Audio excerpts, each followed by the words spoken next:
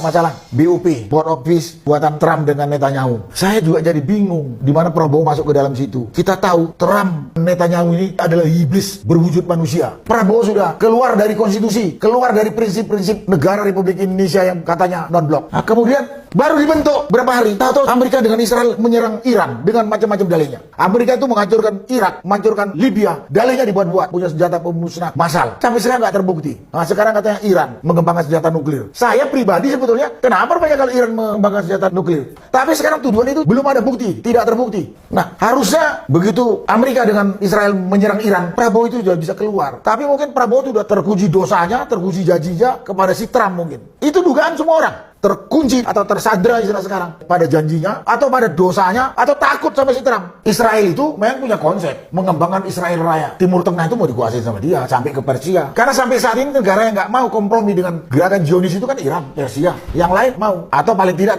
terang-terangan melawan. Buntut-buntutnya mencari keuntungan ekonomi juga. Lihat Libya untuk keuntungan ekonomi, Irak keuntungan ekonomi, Iran juga karena sumber energi dan sumber daya alam di negara-negara yang itu cukup besar. Mereka ingin kuasai. Di samping dia juga tidak mau ada negara Islam kuat. Dua negara bangsat ini, Israel dengan Amerika. Yang saya sesalkan udahlah urusannya Amerika dengan Israel. Prabowo presiden kita ini loh, kok membawa negara kita masuk ke sana dengan melanggar konstitusi. Pembukaan Undang-Undang Dasar sudah mengatakan kemerdekaan itu adalah hak segala bangsa. Karena itu semua bentuk penjajahan di dunia ini harus dihapuskan.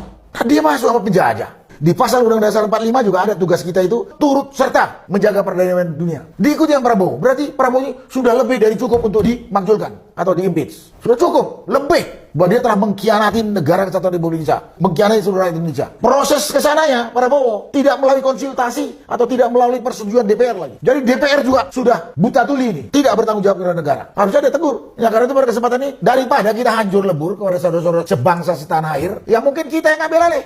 Kalau check and balances dalam satu negara itu gak berfungsi, eksekutif, legislatif, judikatif, yang akan timbul apa? Diktator. Mau begitu kita. Dan arah ke situ udah kelihatan sekali. Arah Prabowo itu akan jadi diktator itu udah sangat kelihatan. Ya ini dengan masuknya dia ke BOP. Belum lagi dia menandatangani agreement on reciprocal trade tanpa konsultasi atau tanpa persetujuan DPR. Kelihatan kan ini semau-maunya Prabowo? Jadi pada kesempatan ini, daripada nanti berikutnya Republik Indonesia ini pecah belah, buntutnya anak cucu kita mati, menderita. Banyak kekonyolan juga yang dilakukan oleh Prabowo. Katanya dia mau jadi mediator. Hebat banget. Tanggung jawab di negerinya sendiri. Berantakan. Kacau balau. MBG. Pelanggaran hukum atau penegakan hukum. Masa Prabowo nggak tahu kalau wakilnya itu anak haram konstitusi yang bisa jadi wakil dia. Bapaknya itu koruptor besar yang namanya Jokowi. Dia diem saja. Apa mau diharapkan dari Prabowo?